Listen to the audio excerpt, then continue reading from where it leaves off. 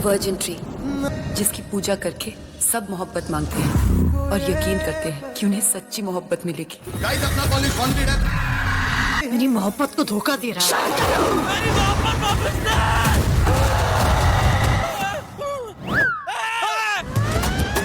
Virgin tree की आत्मा हर साल वैलेंटाइंस डे पे ही जागती है। आपका नाम? मोहब्बत सच्ची? यकीन नहीं होता तो करके देख लो। कहीं वर्जिन ट्री की दोस्तों आज इस मूवी को मैं एक्सप्लेन करने वाला हूँ। उसका नाम है भूतनी। दोस्तों 2025 में रिलीज हुई हॉरर कॉमेडी फिल्म द भूतनी एक दिलचस्प और रहस्यमयी कहानी पर आधारित है, जिसमें डर और हंसी का एक अनोखा मेल आपको देखने को मिलने वाला है। दोस्तों इससे पहले कि फिल्म की कहानी को शुरू करूं, आपसे मेरी गुजारिश है कि हमारे चैनल को सब्सक्राइब कर लें, साथ में नोटिफिकेशन बेल दबा दें, वीडियो को अधिक से अधिक लाइक करें और शेयर करें। तो चलिए शुरू करते हैं। फिल्म की कहानी दिल्ली के एक पुराने कॉलेज सेंट विसेंट से शुरू होती है। यह कॉलेज अपने आप में ही कई रहस्यों को समेटे हुए है, लेकिन यहाँ का सबसे बड़ा रहस्य है एक खास पेड़, जिसे लोग वर्जिन ट्री के नाम से जानते हैं। कॉलेज के छात्रों का मानना है कि अगर कोई प्रेमी वैलेंटाइन डे के दिन इस पेड़ की पूजा करे तो उसे सच्चा प्यार जरूर मिलता है। इस मान्यता के चलते इस पेड़ को लेकर एक अलग ही किस्म की भक्ति और उम्मीदें जुड़ जाती हैं। कहानी का नायक है शांतनु, जो एक साधारण कॉलेज छात्र है और हाल ही में उसने अपने जीवन की सबसे बड़ी चोट खाई है। उसे उसकी प्रेमिका ने धोखा दे दिया। प्यार में मिले इस धोखे से वह टूट चुका है। शांतनु एक रात नशे में धुत होकर वर्जिन ट्री के पास आता है। वह पेड़ के सामने खड़ा होकर चिल्लाता है कि उसने इसकी पूजा की थी, लेकिन उसे बदले में धोखा मिला। यह चीख, यह दर्द कहीं न कहीं उस आत्मा तक पहुंचता है जो बरसों से इस पेड़ के आसपास भटक रही है, एक अधूरी मोहब्बत की भूखी आत्मा। अगले ही दिन शांतनु की मुलाकात एक रहस्यमयी लेकिन बेहद सुंदर लड़की से होती है, जो खुद को मोहब्बत बताती है। वह कहती है कि वह 1 साल के गैप के बाद कॉलेज लौटी है।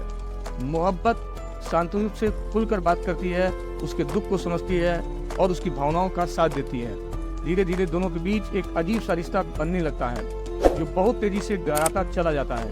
मगर हैरानी की बात यह है कि मोहब्बत को कॉलेज में कोई और नहीं देख सकता। जब शांतनु अपने दोस्त को उसके बारे में बताता है तो वे उसे पागल समझने लगते हैं। कॉलेज में धीरे धीरे अजीब घटनाएं होने लगती हैं। छात्रों को असामान्य चीजें महसूस होती हैं। कहीं दरवाजे अपने आप खुलने बंद होने लगते हैं तो कहीं लड़कियों को अजीब डरावनी आवाजें सुनाई देती हैं। इन घटनाओं से परेशान होकर कॉलेज की प्रिंसिपल एक पुराने छात्र और पैरानॉर्मल एक्सपर्ट बाबा अपने संजय दत्त को बुलाती है। बाबा अब एक भूत विशेषज्ञ बन चुके हैं और दुनिया भर के रहस्यमयी मामलों की जांच करते हैं। जैसे ही बाबा कॉलेज आते हैं वे महसूस कर लेते हैं कि यहाँ कोई आत्मा मौजूद है और यह आत्मा किसी अधूरी चाहत के कारण यहाँ अटकी हुई है। जैसे जैसे बाबा जांच करते हैं उन्हें पता चलता है कि पिछले कुछ वर्षों में इसी कॉलेज में 3 छात्रों ने आत्महत्या की है और ये सभी घटनाएं वर्जिन ट्री के पास हुई थीं। बाबा को समझ आ जाता है कि यह आत्मा सिर्फ शांतनु के आसपास ही नहीं बल्कि पूरे कॉलेज के लिए खतरा बन चुकी है। इसी बीच शांतनु की करीबी दोस्त अनन्या यानी पलक तिवारी, जो उससे लंबे समय से प्यार करती है, अपने दिल की बात कहने की हिम्मत करती है। लेकिन जब वह शांतनु से अपने प्यार का इजहार करने जाती है तो मोहब्बत उस पर हमला कर देती है। अनन्या की जान बाबा समय रहते बचा लेते हैं, लेकिन अब स्थिति और गंभीर हो जाती है। बाबा को एक पुराना रजिस्टर मिलता है जिसमें कॉलेज की पुरानी तस्वीरें और रिकॉर्ड्स हैं।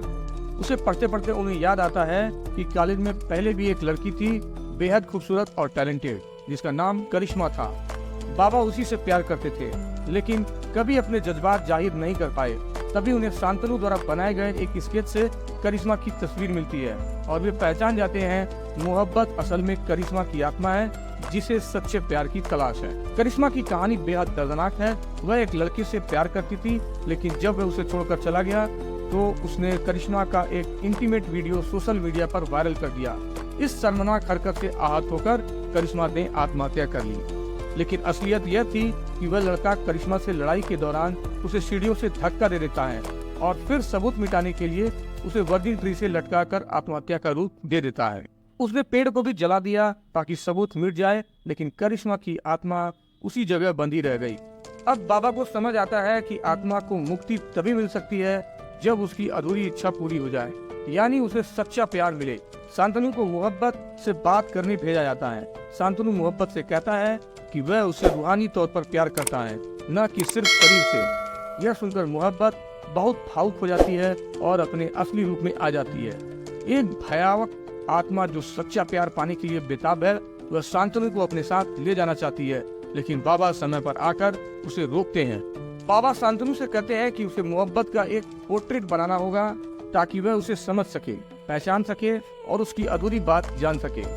जब चित्र बनकर तैयार होता है तो बाबा को एहसास होता है कि वह लड़की कोई और नहीं बल्कि करिश्मा ही है, उसकी कॉलेज की पहली और आखिरी मोहब्बत। वह टूटे हुए दिल से स्वीकार करता है कि वह उससे प्यार करता था, लेकिन कभी कह नहीं पाया।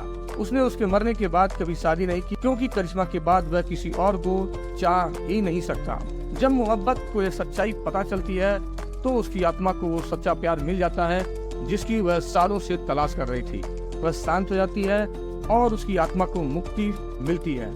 अब कॉलेज में सब कुछ सामान्य हो जाता है, कोई डर नहीं, कोई अजीब घटनाएं नहीं। शांतनु भी अपनी सच्ची दोस्त अनन्या के साथ नया जीवन शुरू करता है और बाबा अपने अधूरे प्यार की यादों के साथ संतोष महसूस करते हैं। फिल्म द भूतनी एक अनोखी हॉरर कॉमेडी है जिसमें प्यार, आत्मा, बदला और मुक्ति का अनोखा संगम देखने को मिलता है। फिल्म में डर तो है ही, लेकिन साथ ही भावनात्मक गहराई भी है जो इसे एक सामान्य भूतिया कहानी से अलग बनाती है। संजय दत्त का किरदार बेहद प्रभावशाली है। मौनी राय ने मोहब्बत और भूतनी रूपों में बेहतरीन अभिनय किया है। सनी सिंह और पलक तिवारी ने भी अपने किरदारों के साथ न्याय किया है। फिल्म का म्यूजिक, कैमरा वर्क और वीएफएक्स भी कहानी को और मजबूत बनाते हैं। तो दोस्तों, ये थी द भूतनी फिल्म की फुल मूवी की एक्सप्लेनेशन। आपको ये मूवी कैसी लगी हमें कमेंट बॉक्स में जरूर बताएं। साथ में इस वीडियो को एक लाइक करें और शेयर करें और इस चैनल को सब्सक्राइब करना बिल्कुल न भूलें। मिलते हैं दोस्तों किसी नेक्स्ट मूवी की एक्सप्लेनेशन में। तब तक के लिए दोस्तों धन्यवाद, अलविदा, जय हिंद।